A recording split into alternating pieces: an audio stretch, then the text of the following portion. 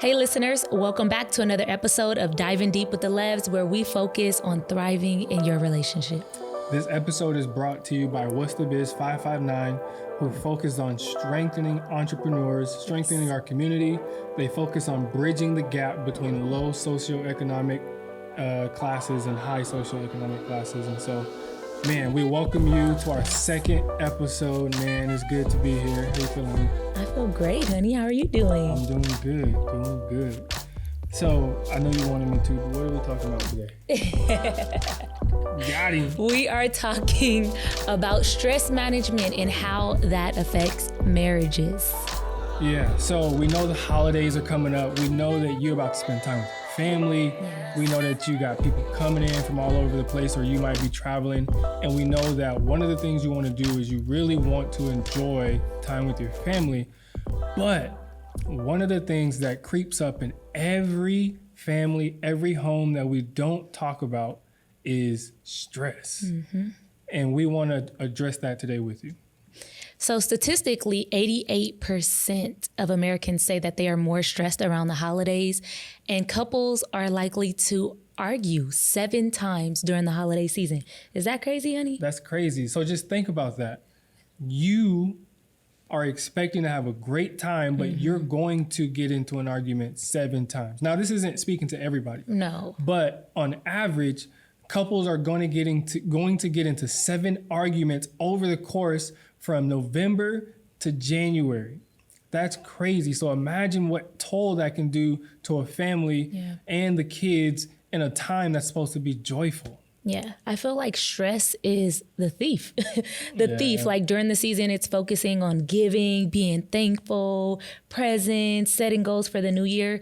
And if you're not careful, that thing will creep up in there and steal all the joy that the season, you should be experiencing in the season. Yeah, seriously. So before we get started, I just want to give a brief definition of stress, because I think we have such a general understanding. I really want you to know what we're talking about when we're describing stress. And so stress is basically a state of worry that stems from difficult situations. Now, there's 2 types of stress. There's good stress, which is eustress, EU stress, and then there's bad stress. Mm-hmm. And we're referring to bad stress.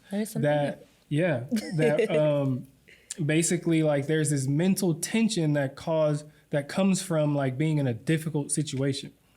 And so we really just want to give you 4 things to kind of look for when we're talking about this topic of stress. And I think it's important, honey, to build a habit when you do feel stress or stress arises in you, to go to your partner and be able to vocalize that and express that to them. Because if we're not taking our stress to our relationships, then we will find outside of relationships, external relief, and that can lead to addictions, compulsive, all the unhealthy things of stress, and it actually affects your body too. Right. And so just thinking about, like, when you experience stress, there's so much that goes on, not just within your mind, but as my wife mentioned, in your body. Yeah.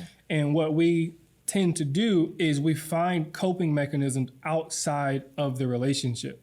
And so instead of addressing the issue with our partner or talking about whatever is stressing us, we go and gamble, or, we go and we cling to the bottle, or drink, we find different ways to relieve this stress. And in the idea of relieving stress, it's what you need, but it doesn't resolve the issue between you and your partner. And so what we want you to focus on is when you start to have this desire to get away or find another coping mechanism, we just want you to think, like, is this going to resolve the issue between you and your partner? Because you got to come back home to them at some point. Yeah. And so we just want you to keep that in mind. Yeah.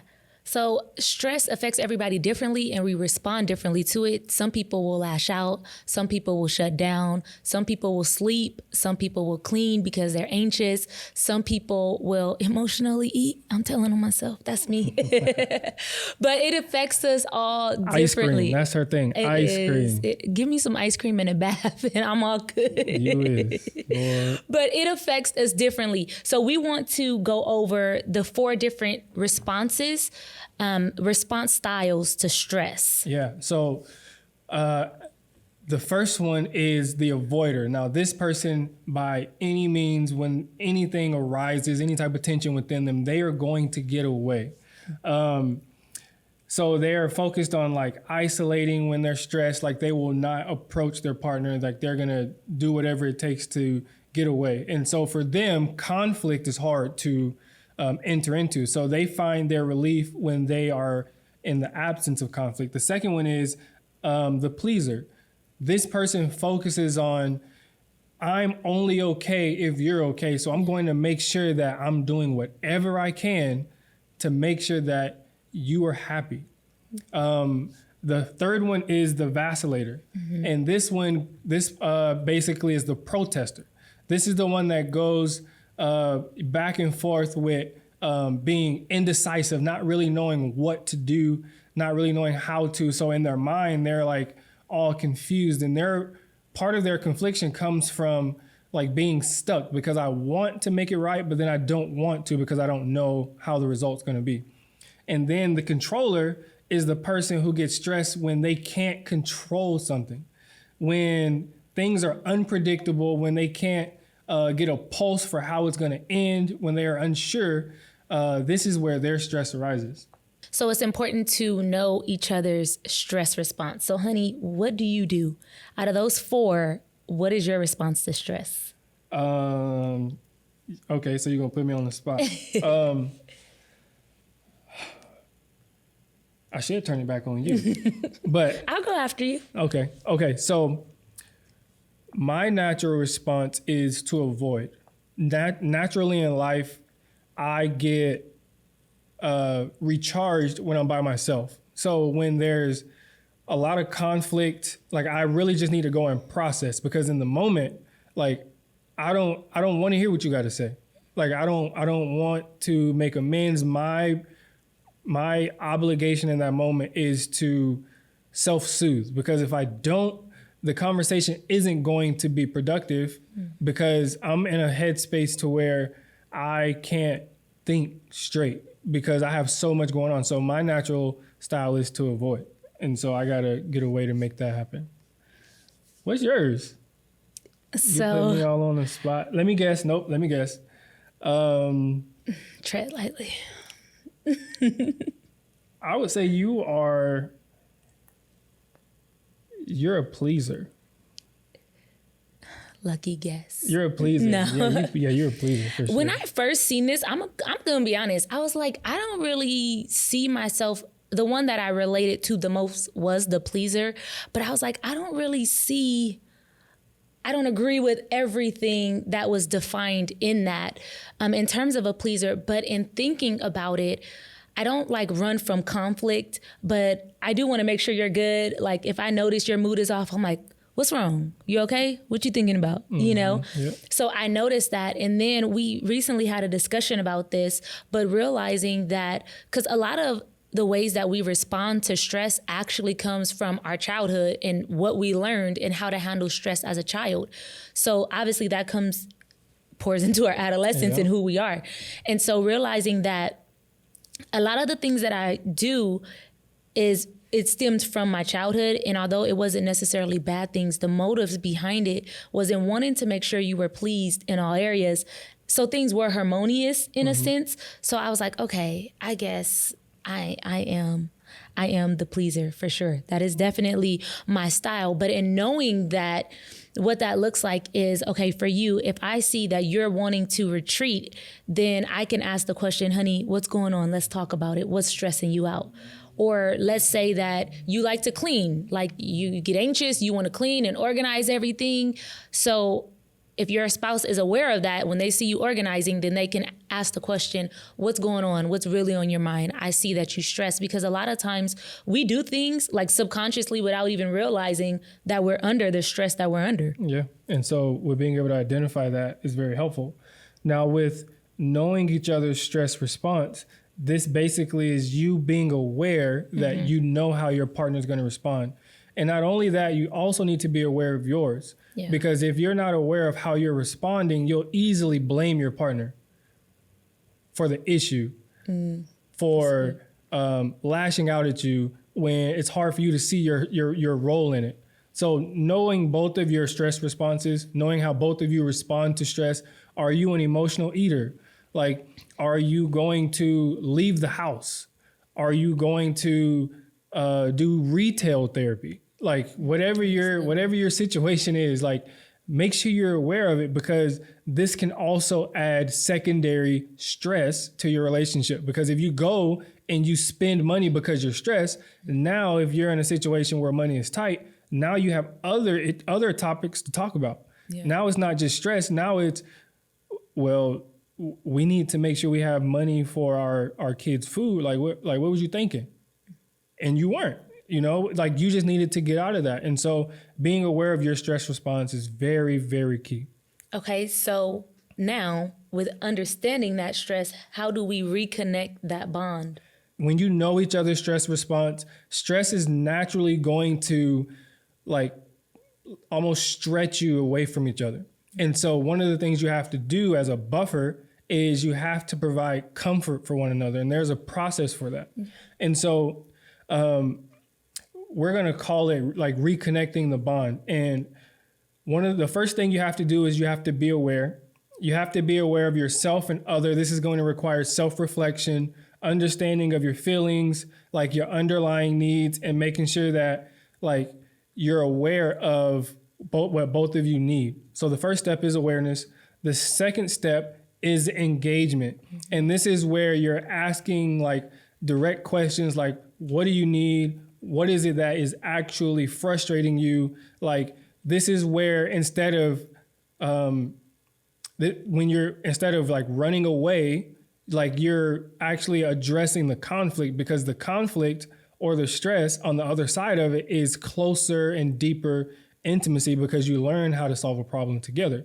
So engage in it. And the hardest part of this is being the listener, because you're having somebody who might feel like they're attacking you.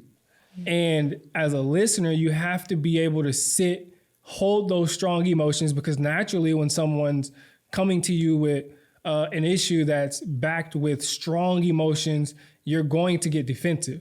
And so as a listener, it's important for you to know how to listen. And so with that, you want to make sure that you're listening, and for you to get out of your own head, repeat what they're saying to you, because you can interpret it one way, and especially because you're angry or you're defensive, you're going to receive it or skew it other than how the person is intending it to come to your ears. So by repeating the word, literally repeat the words they say, will help you dive deeper in understanding what they're saying. And so if it's hard to understand what they're saying, ask questions. Like, what do you mean when you say I could have done blank? It'll help you go deeper into understanding when you ask questions. Yeah. And make sure like you respond with empathy as the listener. You understand that there's something stressful, there's something that's causing your partner to really like just have so much discomfort on the inside that conversation is going to be very hard for you to have. So respond with empathy. Like, try to see from their point of view what is really bothering them. Like, what are they saying? Instead of seeing them as being angry, it might be more beneficial for you to see them as being hurt. Like, how did I break our trust or our bond in this moment? Or what part should I own in this, rather than giving them all the blame and all the power? Yeah, I think that's good. And as the listener, you want to, as you were saying, like summarize and repeat back what they're saying to you, so you make sure that you actually understand. And then when it comes to a resolution, right, Sometimes it may need to be deferred for later. Maybe it's just the time to actually actively listen and not say anything. But when it comes time, you can simply ask, what do you need? And if I'm coming to you and I'm venting to you and I'm expressing the stress that I'm under, especially if you've opened the door because you notice that I'm stressed, then simply asking, what do you need? Sometimes I may just need to vent. Sometimes I may need your input and your advice. And then sometimes we may just need to table all solutions until a later time, especially if it's a conflict that's getting pretty heated when it's dealing with us in a personal matter and not like something external. So I think it's important to kind of discern what's needed. And so you don't have to guess, just ask, what do you need? What do you need me to do? How can I help you resolve this stress that you're feeling? Exactly. And I think something that happens is we try to overcomplicate the whole thing. Like in a relationship, we want the answer to be sophisticated. It doesn't have to be sophisticated. Literally, like it's A plus B equals C. Like it's simple. Like, what do you need from me? They'll tell you, give me some time to think. Give me some time to calm down. So the answer is giving them some time to calm down. Like you don't have to like put your own meaning into it. Like, oh, this is what, like you don't have to do that. Literally, like that's why you ask. And I know it sounds so elementary, but research on top of research on top of research on top of research shows that when you actively listen, when you engage, when you ask questions, when you use I statements, like this is a system that helps you have effective communication. Like don't overlook it and say like, oh, it's stupid, or like, why would I do that? Like I'm telling you, it helps and it works. So in order for you to have like productive stress conversations, stick to the basics. Don't like complicate it. Like if they tell you they need something, literally just do that. And it takes the guessing work out of it. And if it's something that they don't want, like, oh, like they're still frustrated. Well, I mean, your alibi is like, I literally did what you told me to do. You know what I'm saying? Like, and it saves you the hassle because now you're giving them what they're requesting. Yeah. I think that's good. I just want to say, because that you're going to argue 7 times, on average, the couple will argue 7 times. In those heated discussions, keep the main thing the main thing. Don't go off topic. If you're discussing one problem, stick to that one problem. If there's one stressor, stick to that one stressor versus going on. And last week, this stressed me out, and you did this stressed me out. Keep the main thing so you could focus to resolve one thing at a time, because I think that also is added stress that can be overwhelming to your spouse on the recipient end of that. Absolutely. That's expecting them to solve 30 problems at once. Yeah. When in reality, you're just frustrated because you let everything build up, and now you have that one entry point to throw all your anger, all your frustrations at them at one time. And now they're overwhelmed and you wonder why they can't respond or answer you or change in the way that you desire. It's because they can't. Like they're not going to take on 30 things and be successful. Yeah. So as my wife said, keep the main thing, stick with one, keep it simple, and build off of that. Attack one issue at a time. If it's about finances, have one conversation and build off of that. If it's about the kids, have one conversation and build off of that. And I'm guarantee you, this holiday season will be better. Yes. Trust me. Yes. And that's what we want for you guys. And shedding light on the different type of stress styles and the way that we respond to stress. Hopefully it will enlighten you to be more aware of your own stress and your partner, so you can help them out to avoid those 7 conflict conversations or arguments that statistically shows will arise. So that's all I think we have for this episode, honey. Anything you want to say in a closeout? No, we just thank you for tuning in with us. Yes, make sure you like and subscribe. Make sure you like and subscribe, as my wife said. But we just thank you for tuning in with us, man. We'll see y'all next episode. And know that a thriving marriage is for you. Right here, 559. What's the biz? 559. Peace.